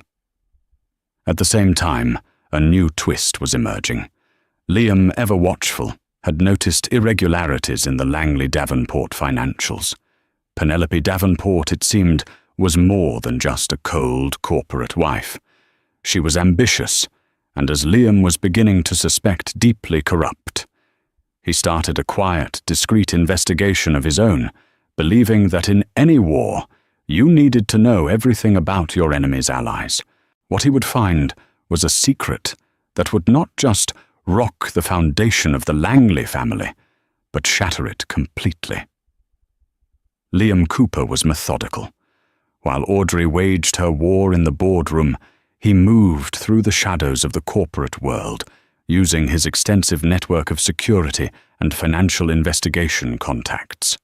The irregularities he'd spotted were the tip of a very large, very ugly iceberg. Penelope Davenport wasn't just ambitious. She was a corporate raider, hiding in plain sight. For years, she had been using her position within the merged company to create shell corporations, funneling Langley funds into high-risk side ventures under her own name. More damningly, she was systematically leaking proprietary information about the Hudson Yards Pinnacle project to a rival developer, the formidable titan of industry, Kendrick Shaw. Her plan was simple: devalue Langley Enterprises from the inside, trigger a hostile takeover by Shaw at a fraction of its worth, and secure a lucrative executive position and a massive payout for herself in the new company. Her marriage to Percival was nothing more than a 5-year corporate espionage mission. Liam compiled a dossier filled with irrefutable proof-encrypted emails, offshore bank statements, and recorded conversations between Penelope and Shaw's associates. He presented it to Audrey in her hotel suite, the Manhattan skyline, glittering coldly outside the window. Audrey read through the file, her expression hardening with each page. She felt no satisfaction, only a grim sense of finality. She saw the full scope of the rot at the heart of the Langley empire, a rot that had begun with their decision to cast her out. "This doesn't just damage Percival," Liam said quietly. "This could destroy the entire company. Shaw will pick the bones clean." Audrey looked at the file, then at the city. For a moment, she considered letting it happen. Let them burn. Let the empire Percival and his mother valued more than human life turn to ash. It would be poetic justice. But then she thought of the project. The pinnacle was her design, her vision. It was a testament to her survival, a monument she was building for her future. She wouldn't let Penelope Davenport or Kendrick Shaw tear it down. And a small, complicated part of her realized she wouldn't let Percival's entire world collapse because of a choice he was manipulated into making as a young man under the thumb of his mother.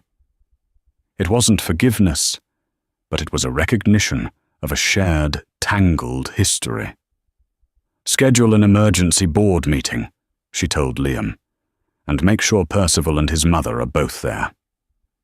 The atmosphere in the Langley boardroom 2 days later was electric with tension. Percival and Genevieve sat at the head of the table, believing Audrey had called the meeting to make another power play for the project. Penelope was also present, looking bored and irritated, tapping a perfectly manicured nail on her tablet.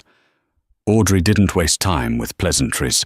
She had Liam project the first piece of evidence onto the main screen, a wire transfer from a Langley subsidiary account to a shell corporation registered in the Cayman Islands, an account owned by Penelope. Penelope's face went pale. "This is absurd. My signature has been forged." "Has it?" Audrey asked, her voice calm as she nodded to Liam. He played the next exhibit, an audio recording. Penelope's crisp, clear voice could be heard negotiating with an associate of Kendrick Shaw. "The structural weaknesses in the foundation proposal are the key. Once that's leaked, Langley's stock will tank by 20%. Shaw can move in then." The room was utterly silent. Genevieve looked as if she had been turned to stone.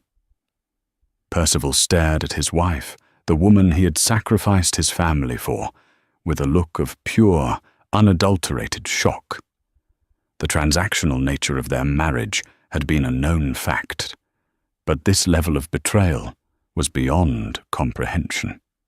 Audrey laid out the entire conspiracy piece by damning piece. By the end, Penelope was exposed, her treachery laid bare for the entire board to see. Percival finally broke his silence. He rose to his feet, his eyes locked on his mother. His voice was quiet, but it resonated with a lifetime of suppressed anger. "This is your doing," he said, the accusation hanging in the air. "You pushed for this merger. You pushed for this woman. You told me it was the only way to secure our legacy." He let out a harsh, broken laugh. "She was setting fire to the legacy while you hosted dinner parties." I couldn't have known," Genevieve stammered, her composure finally shattering. "Couldn't you?" Percival shot back, his voice rising. "Or did you just see what you wanted to see? You wanted a daughter-in-law from the right family with the right name. You didn't care about the person. You destroyed my life, my real life, for a lie. For a hostile takeover dressed in a wedding gown." He turned from his mother and faced Audrey. The rage drained away, replaced by a profound, bottomless regret. He saw everything with a terrifying clarity, now the trap he had been in, the weakness that had made him comply, the magnitude of what he had thrown away. "Audrey," he began, his voice cracking. "I don't," she said, holding up a hand. Her expression wasn't triumphant or smug. It was just weary. "I didn't do this for you, Percival. I did this for my project, and I did it to protect my company from the fallout of yours." She gathered her files, her movements crisp and efficient. "The authorities have already been alerted about Ms. Davenport's activities. I'll leave you to deal with your family." She and Liam walked out of the boardroom, leaving the ruins of the Langley dynasty behind them. As the door clicked shut, Percival finally understood the words she had spoken to him 5 years earlier. He had lost his soul, and the price he paid was far, far too high. The silence that followed Audrey's departure from the boardroom was heavier than any sound. It was the sound of an empire cracking at its very core.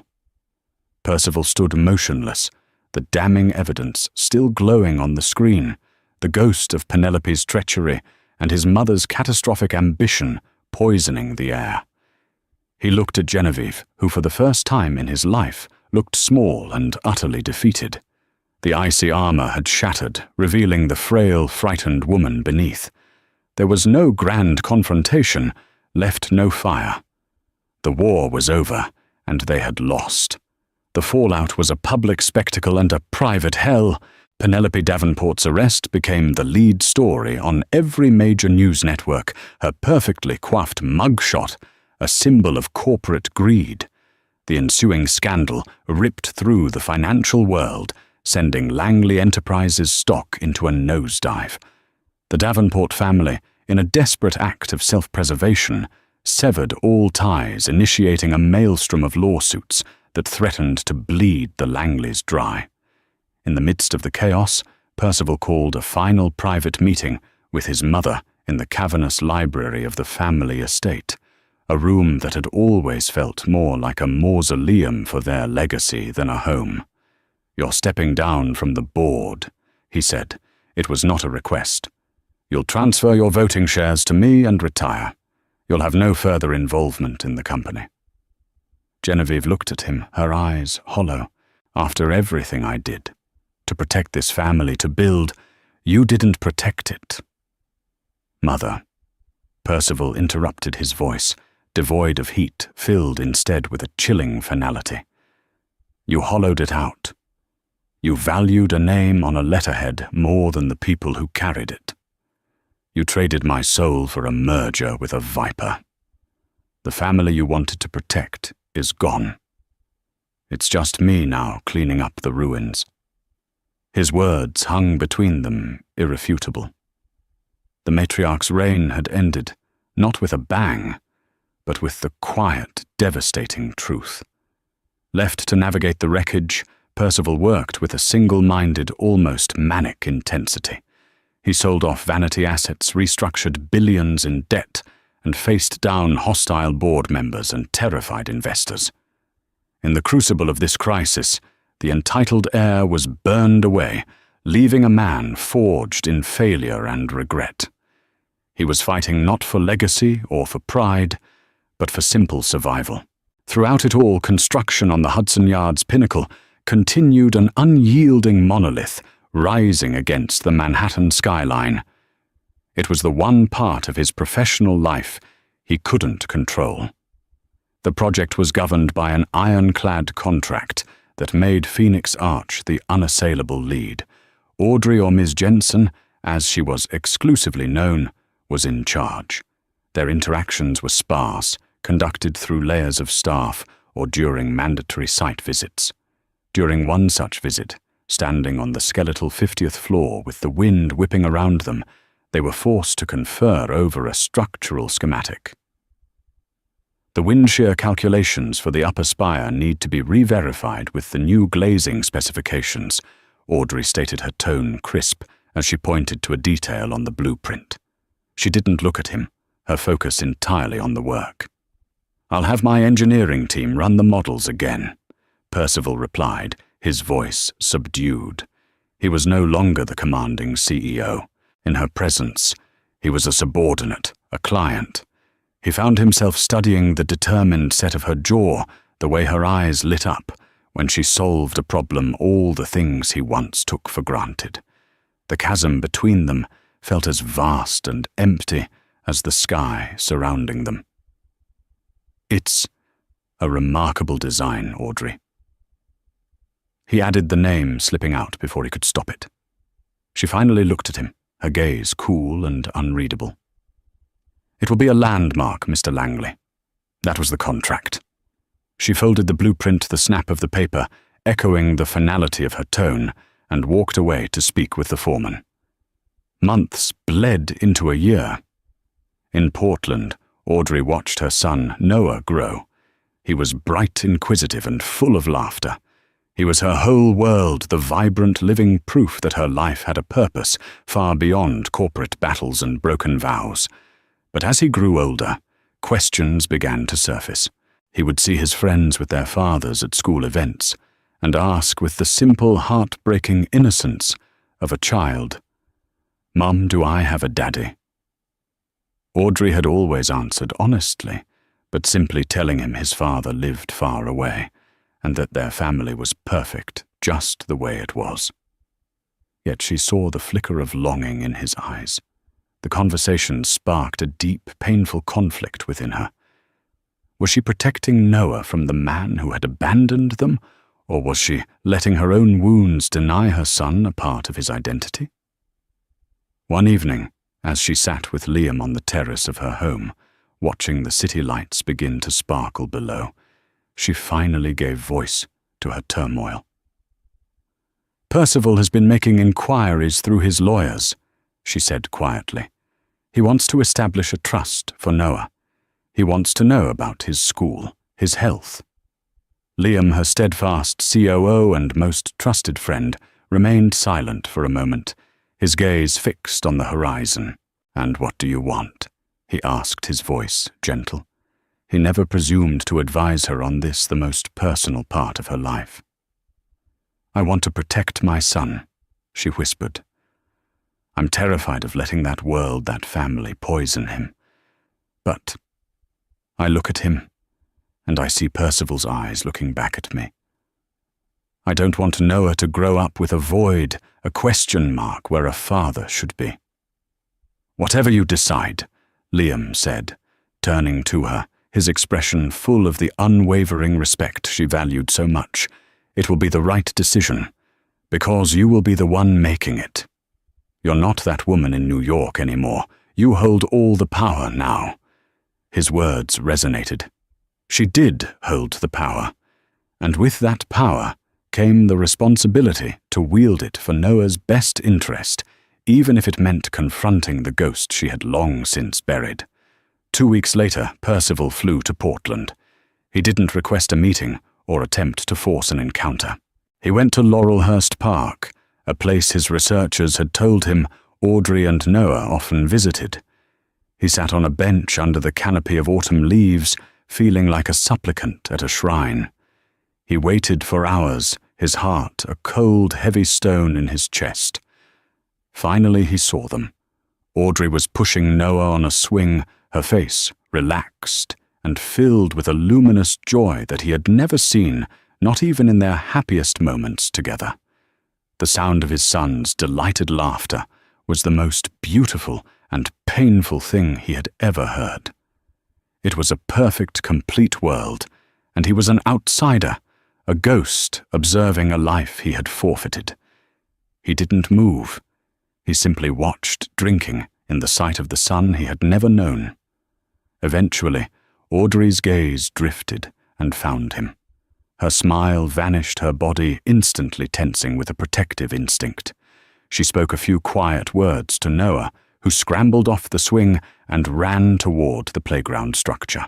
With slow, deliberate steps, Audrey walked across the grass and stopped a few feet from his bench. "What are you doing here, Percival?" Her voice wasn't angry. It was exhausted. "I didn't come to ask you to forgive me," he said, his voice raw, looking up at the woman who was both a stranger and the most familiar person in the world to him. "I know I don't deserve that. And I didn't come to ask for a second chance. I destroyed that the day I let my mother convince me that a company was worth more than a family." His gaze shifted to Noah, who was now scaling a climbing wall with fearless determination. "I came to ask for a chance to be his father. Not to replace what you've done. Never that. You are his world.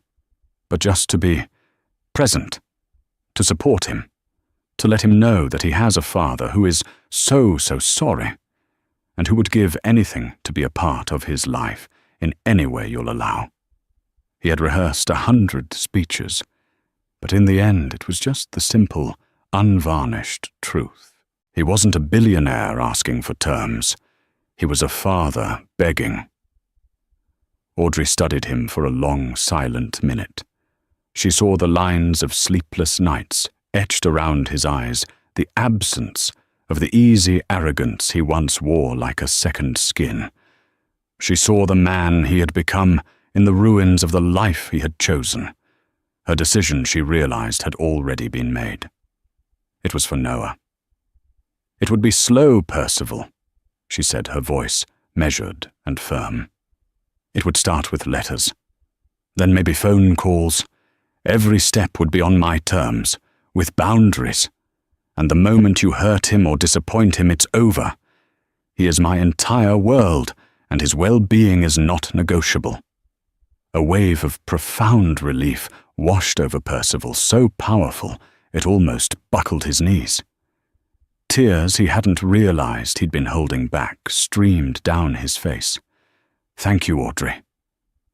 He choked out the words, thick with unshed grief and a fragile, nascent hope. "That's more than I deserve." It wasn't a fairy tale ending. There was no passionate reunion, no sudden reversal of time. It was the beginning of a new foundation, laid cautiously, brick by brick, on the rubble of the old one. 3 years later, Audrey stood on the soaring observation deck of the Hudson Yards pinnacle at dusk. The building was complete, a gleaming testament to her vision that had reshaped the skyline of the city that once cast her out. Liam stood beside her, a comfortable and reassuring presence, their partnership a quiet pillar of her life. Below in the public plaza she saw 2 figures. Percival, looking older and more settled, was pointing up at the magnificent spire. Beside him, holding his hand, was Noah. His face tilted toward the sky in wonder. He waved a small, happy gesture to the building itself, not knowing his mother was watching from its highest point. A soft, peaceful smile touched Audrey's lips. Percival was a part of their lives, a tentative, careful presence. He was a father to Noah, but her life, her world, was her own. She was not a Langley. She was Audrey Jensen, the woman who had risen from the ashes, not to reclaim a past she never truly wanted, but to build a future that was entirely breathtakingly her own. She was the architect, and this was her masterpiece. And so Audrey's story isn't just one of revenge, it's a powerful testament to resilience. It shows us that the end of one chapter, no matter how painful, can be the foundation for an even greater one. She didn't just rebuild her life, she designed a future grander than anything she had ever lost. But the question remains, can a betrayal that deep ever be truly forgiven? Can Percival ever fully earn back a place in his son's life, and perhaps in Audrey's? What do you think the future holds for them? Let us know your thoughts in the comments below. If you were moved by Audrey's incredible journey from heartbreak to triumph, please give this video a thumbs up and share it with someone who needs a story of strength and perseverance. And don't forget to subscribe to our channel and hit the notification bell so you never miss another unforgettable story. Thank you for listening.